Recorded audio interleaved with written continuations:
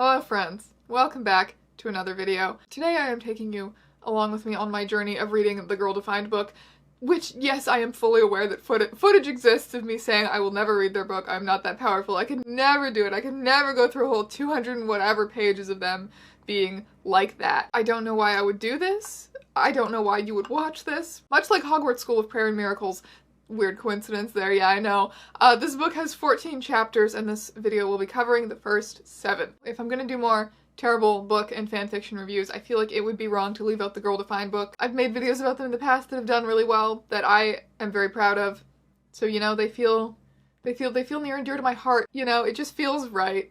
So here we are. But before we jump into that, I need to tell you about this week's sponsor, Harry's. Harry's is a personal care brand that prides itself in quality craftsmanship, simple design, and modern convenience. The founders of Harry's were sick of overpriced, over-designed razors, and they founded this company as a response. I love how simple yet aesthetically pleasing all of their stuff is, and I love how gender ambiguous it is. Razors marketed to women are just a time. So I think options like this are just really cool. Harry's prices are also insanely good, with blade refills starting at only $2, and they're delivered straight to your doorstep. Harry's sent me quite the haul of stuff this time. All of the body washes smell fantastic. This is the fig one. Huh.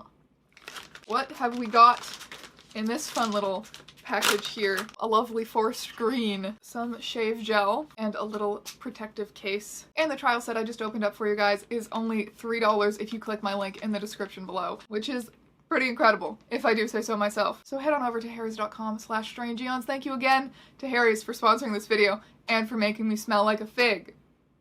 I appreciate it. The book opens with Kristin's modeling interview. If you do not know, the Girl Defined girls they have names. In fact, their names are Kristen and Bethenny. So the woman at the modeling interview, the woman who's interviewing her, compliments her for being tall. Fun fact, a couple weeks ago, I woke up to a text from my sister that said, it was something like both the Girl Defined girls are 6'1", nightmare fuel. So that is horrifying, but I think it's a good context to have for why they were interested in pursuing modeling. Very tall individuals. But before anything interesting happens, she literally just walks in and this woman's like, huh, you're tall. We immediately cut over to Bethenny's modeling interview instead. Hi, my name is Jeff. Take a seat, please, he said in a flat tone. I, Bethenny, in case you forgot, slowly sat down in a plush tan chair. What a dry personality, I thought to myself, and that's coming from her. This is going to be interesting. I glanced around the office. My eyes were instantly drawn to the image-covered wall behind Jeff. Hundreds of pictures of female models plastered the walls from top to bottom. I scanned the photos and began to notice an unsettling theme. Every model wore an outfit, in air quotes, a few square inches shy of nudity. Actually, outfit would be a generous term for what the girls were wearing. Bethenny is scandalized by female nudity. Again, before anything interesting happens, we get about a page into Bethenny's modeling interview before we have to jump around again. So that's a pacing choice, but anyway. So we are once again with Kristen. Please excuse the juice. I need sugar. So we're with Kristen again, talking about the time she got stopped on the street by a modeling scout when she was like 12 for having just such long legs and blonde hair. Apparently the woman who stopped her, this modeling scout, owns a giant mansion where all of the young models she recruits live. I think you avoided joining a cult, or a different cult than the one you're already in. So obviously her parents refuse for this random woman to take her away to live in a house with the other children models she's collected. But apparently the takeaway from this story is that a seed is planted in her mind that she could be beautiful and glamorous and a model. That is not the part that caught my eye, but okay. Back to Bethenny yet again. She apparently was an awkward, dweeby-looking child who had no interest in beauty and fashion and all of these things until she started seeing her older sister doing it and using too much hairspray and going through all of the awkward phases, awkward style choices and awkward phases that kids go through around puberty. That's everyone, but okay. We began noticing the beautiful faces on billboards, the sensual women on magazine covers, the perfect hair on shampoo commercials, the bone-thin models on posters. We noticed these things, and we liked them. These images appealed to our inner desire to be beautiful, to be feminine, to be women. The prevailing secular culture enticed us with its vision of femininity, its perception of romance, its idea of family, its explanation of success. Little by little, the subtle undertow of our culture's ideology shaped our views of womanhood. I don't have that much beef with a passage like this on the surface. I have had my own journey of having to break out of the ways society defines womanhood and femininity and all of that stuff. However, for me that meant being a lesbian and getting lots of piercings and wearing all black most days. I feel like they're going to come to a different conclusion. However, I kind of get what they're talking about. Our culture's version of womanhood is a far, and we mean far, cry from what God designed us to be. Yep, there it is. Instead of offering you a new beauty cream, a better career choice, or a higher form of education, or a handsome prince on a white horse, we want to recommend something better. It's Jesus. I'm sorry, spoilers. The reason we wrote this book is to give you a radically better version for what true womanhood is all about. The only hope we have as women is to stop defining ourselves according to other people's standards and start defining it according to God's word. Oh boy, there was a point and you had it. You looked at the way society treats women and you thought, hey, that ain't it. Seems like these standards are impossible and damaging. And then you replaced those standards with another set of impossible and damaging standards. And I don't even need to finish the book to read that. I'm gonna finish the book, and I will gladly admit it if I'm wrong. Maybe this is all gonna turn out to be a troll like Hogwarts School of Prayer and Miracles. Wouldn't that be just glorious? They have this concept they're talking about called the identity checklist, which is apparently something that culture, lots of air quotes in this book, something that culture imposes on women, i.e. the perfect career, the Pantene commercial hair, etc., the impossible list that every woman is expected to live up to. But it's okay. You can free yourself from this impossible oppressive list with a different list. This is what I just said this, Through the pages of this book, you will discover why God created the female gender, what your purpose is as a woman, how to obtain lasting worth, what true beauty looks like, how to apply femininity to your romantic relationships, what God's idea of a working woman looks like, and how to leave behind a lasting legacy that doesn't fade with time. But free yourself from lists, am I right, ladies? There's a chapter 1 study guide. Check all that apply. I have sought to find my identity and worth through ...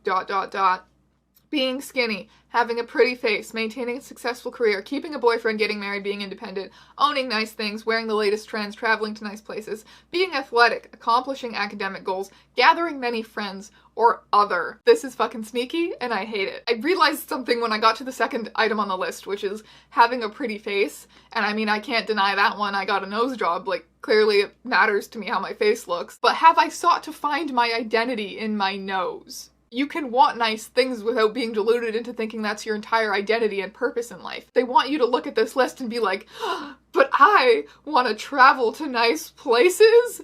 Something must be wrong with me. I guess the girl-defined girls have the answer. That does not sit nicely with me. Okay, chapter 2. Chapter 2 appears to be a heavily abridged biography of Marilyn Monroe. Norma Jean Baker, the third child of Gladys Pearl Baker, was born in Los Angeles County Hospital on June 1st, 1926. She didn't know who her real dad was and had no father figure in her life. Her mom, who had been diagnosed as mentally unstable, I don't think that's a diagnosis, but sure. Her mother was incapable of caring for the young Norma Jean, so Gladys placed her in a foster home. They go on to describe all of the trauma that she experienced in her life as a huge mess and the epitome of dysfunction. Her makeup-covered face, her dyed blonde hair, and sparkling clothes only hid what she was feeling on the inside. Depressed, unloved. I've changed my mind.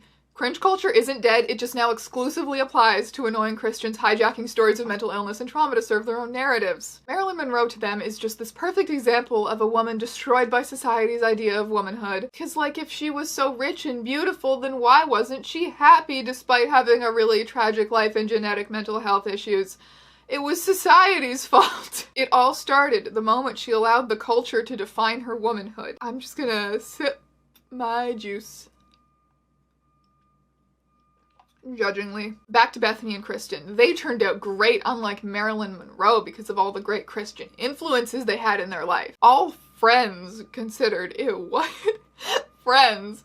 We grew up in a group of around 30 Christian girls. I mean, same. But again, I feel like I had a different takeaway. Just found another one of them on a gay dating app the other day. Each of these girls came from Christian homes. Each of these girls claimed to love Jesus.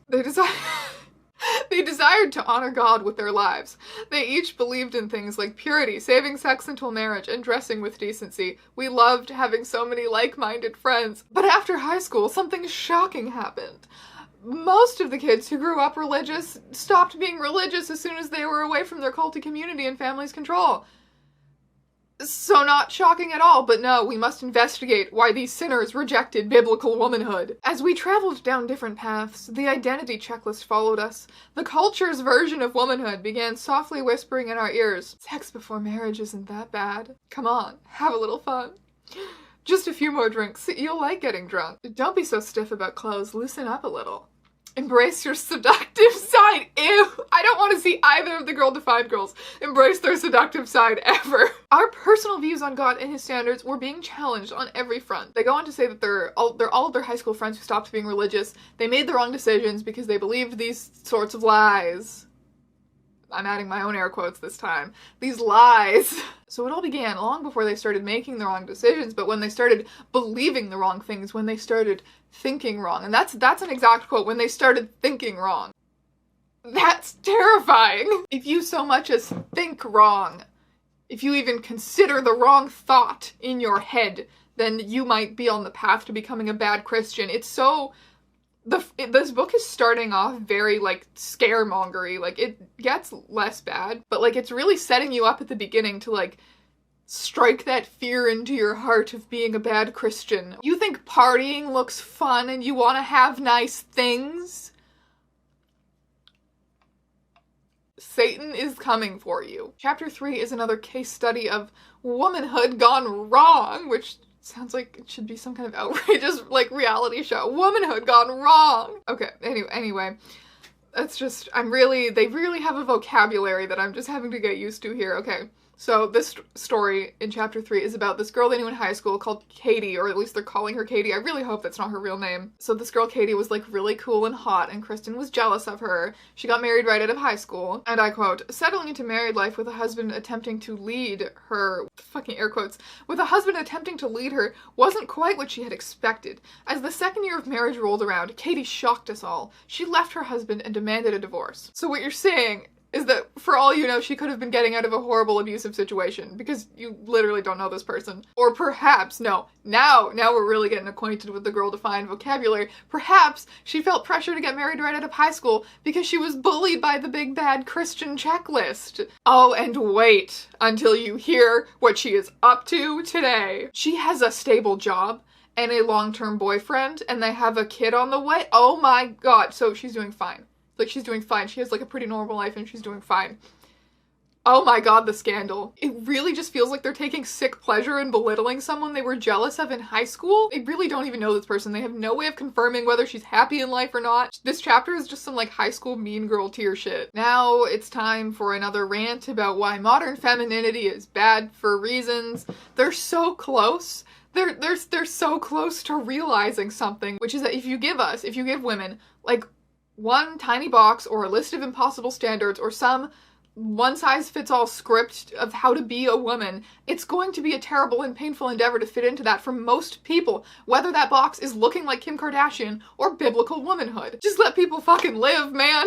Anyway, it's time we are introduced to something called the 3 pillars of counterfeit femininity, because this is the girl-defined book, and what did you expect? Pillar number 1 is called liberation, which we are to learn about through a helpful anecdote from Kristen's life. I looked around at married women and thought, I can't imagine being just a wife and mother. I can't imagine not having something else, not accomplishing something bigger, something better. I didn't say that out loud, but I thought it in my head. I felt it in my heart. Now imagine what happened when Brandon asked me, do you think you could be happy as a wife and mother? She explained a minute before, like, my screenshot of this quote started. Brandon is just a friend of hers, and Brandon is not, like, her husband or anything. She was just having a discussion with a friend. So, would you be willing to give up some of your ministry projects in the future if you needed to? Wow, not a cool question, Brandon. I spun around in my swivel chair. Why are you in a swivel chair? I looked at him in the eyes and, in my feistiest tone, said, I can't really imagine my life without my ministry and book projects. I hope that whoever I marry will be supportive of my unique gifts and talents. And apparently this is bad? This is a bad example of what you should not do, and she has clearly fallen victim to being a liberated woman like the culture wants her to be. And this is from a bad time in her life before she learned that her value is not in accomplishing things and having a career, because that's for men, and God created women for a special, unique purpose.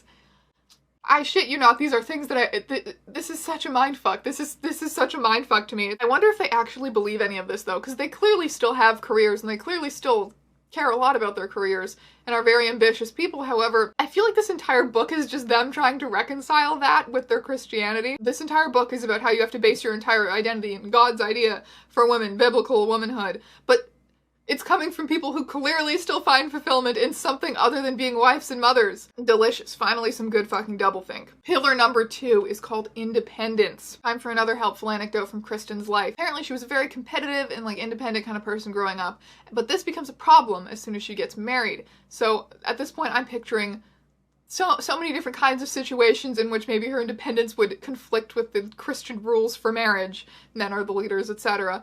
But of all of the stories she could have chosen, the one she decides on, so it's early on in her marriage with her husband, they decide that he's going to do all the family budgeting simply because she hates doing it and she wants him to do the budgeting. And he doesn't give her enough personal spending money because they were genuinely tight on money at that point and they didn't have a lot of money for her to have extra spending money.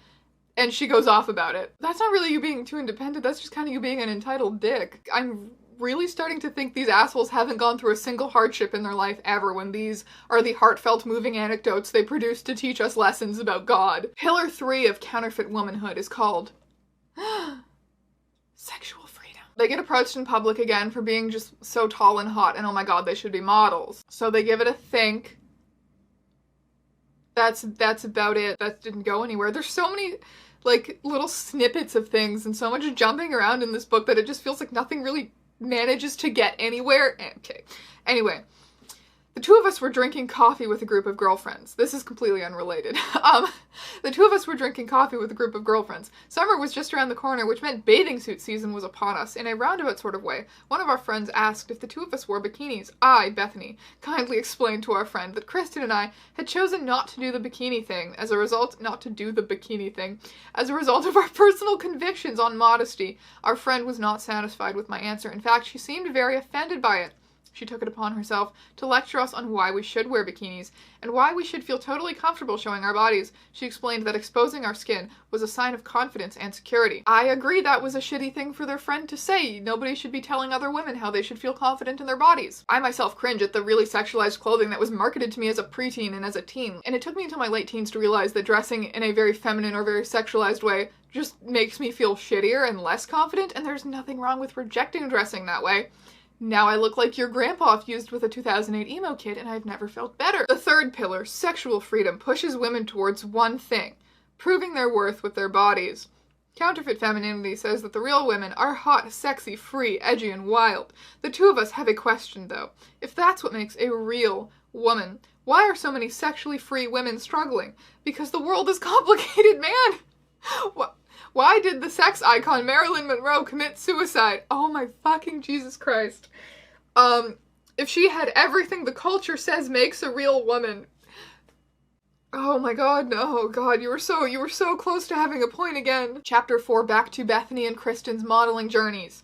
So Kristen ends up signing up with an agency, which is a family-friendly and anti-nudity agency, so she's feeling pretty good about it. However, apparently they end up not even being conservative enough for her, so she ends up stopping modeling after a year. So that's fine, cool. It's pretty undramatic considering this entire book feels weirdly centered around the big bad time they tried modeling. On to Bethenny. She has a real bad interview with this Jeff dude who we met in the first chapter. He sounds honestly really terrible and skeezy, so good for her for getting out of that situation. That's it. That's Bethenny's modeling journey. She has one bad interview with the skeezy dude and then never does it. Everything about the lifestyle of a model was unappealing to us. This is, I guess, the conclusion they've come to once their long and arduous modeling journeys are done.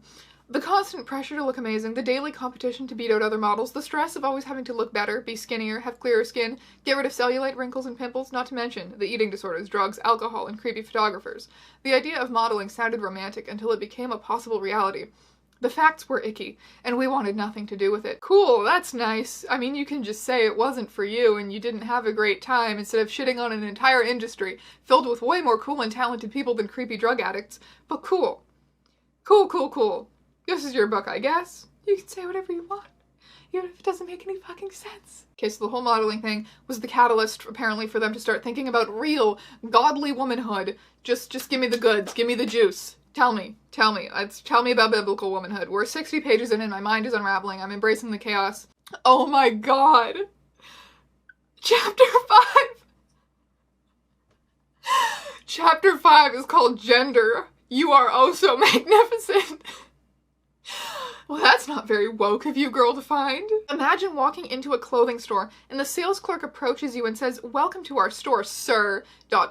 or ma'am." Shocked, you raise your eyebrows and say, I'm a ma'am, not a sir." "Oh, pardon me," he says apologetically. "I just didn't want to assume. Better safe than sorry these days." Whoever's writing this part, Kristen, I think, acknowledges that this is a completely absurd scenario that has never happened to her and will definitely never happen to her, but maybe it could. Maybe it's a thing you should be afraid of happening because of Swedish preschool. Some of you know where this is going already, yeah. The taxpayer-funded preschool, Agalia, has decided that gender-specific language and actions are damaging to children in society. Instead of referring to children as boys and girls or using pronouns such as him and her, staff members refer to everyone as friends. An article from The Star further points out, "From the colors and placement of toys and the choice of books, every detail has been carefully planned to make sure children don't fall into gender stereotypes. Nearly all the children's books deal with homosexual couples, single parents, or adopted children. There are no Snow White, Cinderella, or other classic fairy tales seen as cementing stereotypes." The underlying goal of this Swedish preschool is to erase all gender distinctions between male and females. It's striving to create a world in which gender doesn't exist, and each person can choose what kind of person they want to be. Choose in question marks. Gender is a personal choice because there is no God. Although many people still consider this kind of thinking extreme, it's slowly gaining mainstream popularity. Is it though? I'd be curious to see if that even has an effect on kids. Like, it's preschool. Just because even if your preschool is ultra woke, you're gonna have a whole lifetime of gender stereotypes ahead of you. Like, it's Swedish preschool. It's one Swedish preschool. Male, female, who cares? We're all the same. We should all do the same things. Instead of promoting our beautiful and unique design as women, we're told that it's not special and that we're no different from men. The implication is that advances in women's rights, in trans rights, and overall LGBT rights are slowly leading us to a Swedish preschool dystopia, which is just so incredibly ridiculous. They go on to say how they don't want to be the same as men. They want to be special, beautiful flowers because of how special they are as women, and they don't appreciate society shoving them into a gender-neutral box. You know, as if anyone is trying to do that to them. They're like, just because LGBT people have rights doesn't mean that you need to use a gender-neutral bathroom and get gay married. Like, you don't. Just carry on. They're just making up dumb shit so they don't have to admit they don't like queer people, right? That's what's going on, right? Okay, all is sane in the world again, okay? Like a wolf in sheep's clothing, this worldview is subtly eating the church and families alive. Society is in shambles because it needs more gender roles, etc. It just is, gotta take their word for it. Jump back in time with us as we check out the most romantic love story of all time. The love story in which gender was born. She was a girl. It's Avril Lavigne's Skater Boy. I knew it. Oh fuck, wait, no. That says she was his girl. Ew, moving on. The next few pages are basically like if a high schooler rewrote the book of Genesis. I know what you're thinking. Why would a high schooler rewrite the book of Genesis? Well, joke's on you, because that is exactly the type of project they would have given me at my high school, and I'm honestly really glad they didn't, now that I think about it. They made us write a song about the Tower of Babel once. I still have it somewhere. Story time, kids! I'm not gonna sing it because I can't sing for shit, but there once was a time when we were all the same, but God thought that was kind of lame. We built a city, it was pretty, but we got too proud. God came along to sing this song, and he knocked the tower to the ground. We're not the same, as you can see. God made everyone differently. If we work together, we'll have peace forever. Yes, God made all the children of the world. Yeehaw. It has 2 more verses, but you know, we're just gonna leave it there. I promise you it does say yeehaw. If we were gonna be forced to write a nice, happy, sanitized version of the Tower of Babel story in song, we were at least gonna fuck with people a little bit. Before Adam and Eve were formed, God had a blank slate. There were no humans on Earth. He could have created anything he wanted, anything. But what did he do? He created 2 distinct genders. 1 male and 1 female. He could have simplified things by creating only 1 gender and we just reproduce asexually like plants. That would kind of slap, actually.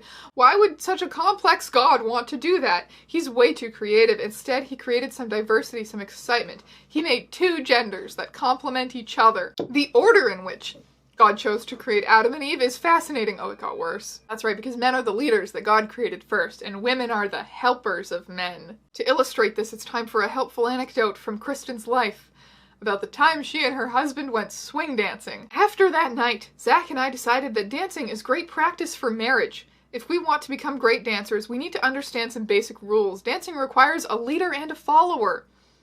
Isn't that just hashtag deep? Satan is alive and well. Oh, time for a little change of tone. Satan is alive and well today. Be sober-minded, be watchful. Your adversary, the devil, prowls like a roaring lion seeking someone to devour. That's a Bible passage, by the way. He slithers around. He slithers. Wait. I know how to make this better. It's him. He slithers around, whispering the same question in our ears as he did to Eve. Sex before marriage isn't that bad. This is Satan whispering in my ear. Did God actually say men and women are different? Did God actually say femininity matters? Did God actually say gender roles are important? Did God actually say motherhood is valuable? Did God actually say womanhood is unique? Satan uses the same tactics he used on Eve. His goal is to have all of us question the authority of God's word. I don't think actually you're kind of right. I think I'm questioning the authority of God's word. I don't think that God said that femininity matters. He knows if we question the Bible, we will open our ears to other opinions. He knows we will look somewhere else for answers. That is horrifying.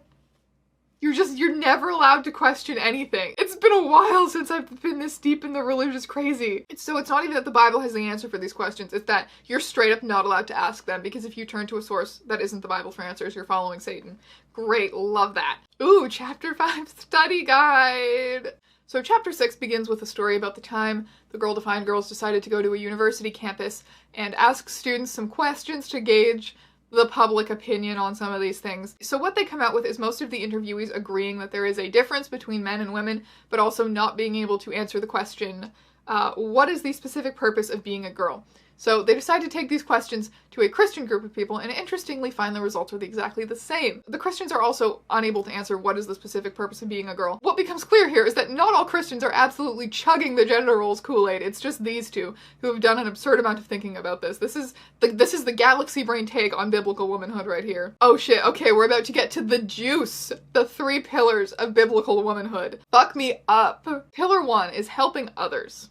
Right, because women are helpers, right? Okay. But oh no, they got me here. They got me here because, oh, you think classifying women as helpers is misogynistic? Joke's on you. You just don't know what God meant. This is why I couldn't tell Hogwarts School of Prayer and Miracles was a troll for so long, because shit like this does exist. This particular part sounded exactly like it was written by Grace Ann Parsons, I'm sorry. It's just exactly the same, like, tone and energy as, you know who really hates Catholics?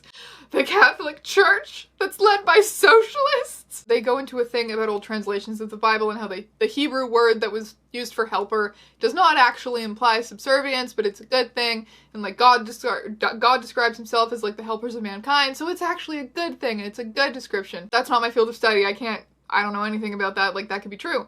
That probably is true. However, it also clashes with what they were saying 5 seconds ago about like marriage is like dancing and you need to have a leader and a follower and a marriage led by your husband. Like, they're trying so hard to sell traditional gender roles to modern women who are used to having rights. They're trying so hard. Pillar number 2 of biblical womanhood. There it is. Pillar number 3 is she nurtures relationships. The Lord God said, "It's not good that man should be alone. I will make a helper fit for him." God said a helper fit for, being created for someone, indicates that God created the female to be a highly relational creature in contrast to the male. Her identity isn't based on work nearly as much as on how well she connects and relates to others. Forming deep relational bonds is at the core of what it means to be a woman. Just look around you and you will see the results. Have you ever noticed how women travel in packs, or at least in pairs, to restrooms? Why is that? Because of the book of Genesis, apparently. Because we like being together no matter where we are. It's such a female thing. Can you imagine men doing that? Never. God, this chapter is so painfully heterosexual. Women like to talk and go shopping and go to the bathroom together. It's just a female thing. How about you shut the fuck up and stop reinforcing the idea that healthy friendships are a female thing? Men should be allowed to be emotional with their friends and have close bonds too. Chapter 7, final chapter for this video. It's time for some real life examples of biblical womanhood done right. 2 of which are themselves. I will say they seem like very productive and busy people, good for them. Their 3rd example of a good biblical woman is their friend who gave up her dreams of being a lawyer. She wanted to be a lawyer to go advance the pro-life movement. Okay, but she ended up giving up that career because she thought it would be too time-consuming and she wanted to have a family, which is a perfectly valid choice for someone to make. By the way, I literally don't have a problem with anybody living their lives the way the Girl Defined girls do, as long as they're not coming for the way I live my life, which is they are, which is why I'm making these videos. So anyway, this friend of theirs, this great biblical woman, she's still single though, and she still works as well, but she works for a Christian organization, so I'm guessing the unspoken rule here is like women can work as long as it's for a Christian cause and can be given up at any point in favor of being a wife and mother. Because that's the Bible says that. Sure does. Oh, would you look at that, cool? Another acceptable career for women is running a hair salon out of your garage. As per the fourth anecdote of a good biblical woman, their friend who got married and immediately had 3 kids despite the fact that her family couldn't afford it. But, you know, the solution isn't birth control. The solution is running a hair salon out of your garage so that you can work and be a stay-home mother at the same time. That's big brain. Because that's an accessible career path for, like, the average woman. That solves all the problems. Condoms? What? So the point of this chapter is to try and be like, see, look at that. Biblical womanhood isn't this restrictive cookie cutter that the liberals would have you believe. It's, look at these 4 whole examples of people living their lives in a way we approve of, including ourselves. As long as you acknowledge that your identity isn't your choice, but the Lord's, and your #1 goal in life is to get married and have children, then we're fine and good, right? They really do know how to package their ideas to not sound overtly terrible on the surface. I will give them that. Like, they're really doing the best with what they got. You know, I can respect that. They're not idiots. They're just really lost in the Jesus sauce. They've absolutely mastered the brainwashing. And with this book, I don't even think there's necessarily this insidious agenda to brainwash young girls everywhere. Like, I think they're brainwashing themselves more than anyone else when they write this shit. But that's just my humble onion. We got a whole second half of this book still. I hope you enjoyed this look into the minds of YouTube's favorite mean girl Christians. Like, so much of this book comes off as just like catty high school mean girls. Like, oh my god, did you hear? Susan doesn't even love Jesus. Oh my god, ew. It's just fucking so much. Hope you stick around for part 2. I'm gonna get reading for that. Also, just like, you know, hope you're having a good life and don't have coronavirus. That'd be great.